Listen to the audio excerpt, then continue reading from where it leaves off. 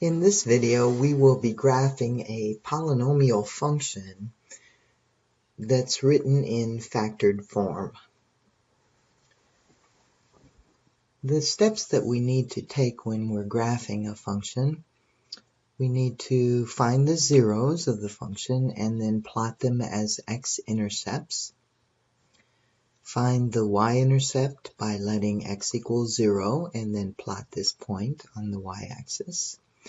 Determine the end behavior. Now, if needed, we can use test points to determine whether the graph is above or below the x-axis. Since our function is already in factored form, we can find our zeros pretty easily. This factor right here sometimes causes students some confusion. If it does, you can write it as x minus 0 quantity squared to show that our 0 is 0, the number 0. So we have a 0 at 0. This factor indicates that we have a 0 at 3. And this one indicates that we have a 0 at, it can be written as x minus negative 1. So our 0 is negative 1. So let's plot those on our x-axis. We have a 0 at the origin. We have a 0 at 3. And we have a 0 at negative 1. Now,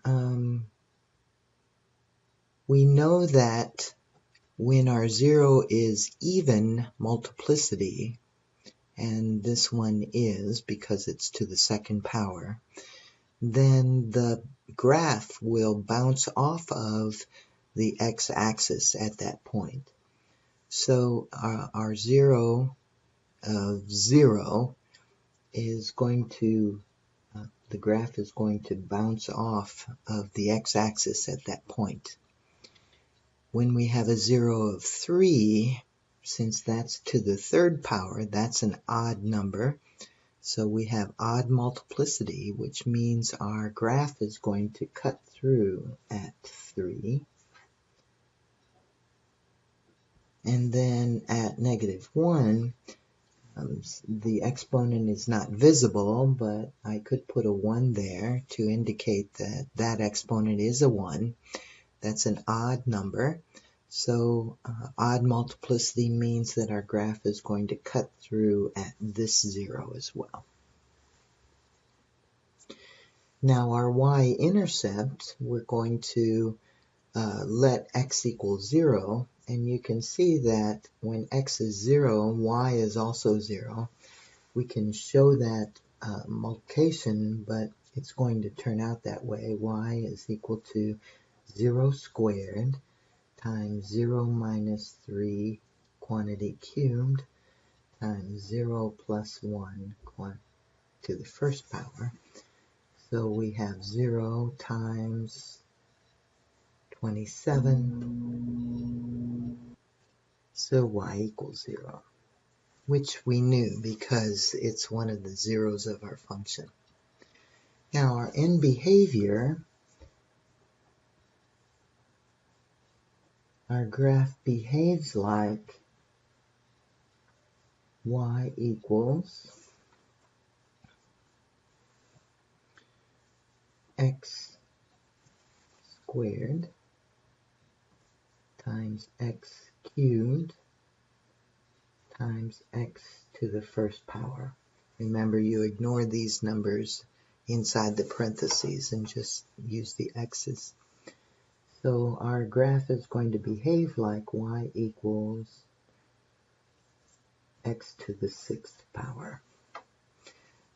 Whenever our exponent is even and the lead coefficient is positive, that means our end behavior is both arms up. So our graph, we're going to have both arms up, and we're going to come in to this 0 and cut through. So we cut through the axis, and then the next place to head is toward this 0. And so we're going to bounce off of that one and then head back to this 0 where we cut through and end up going up.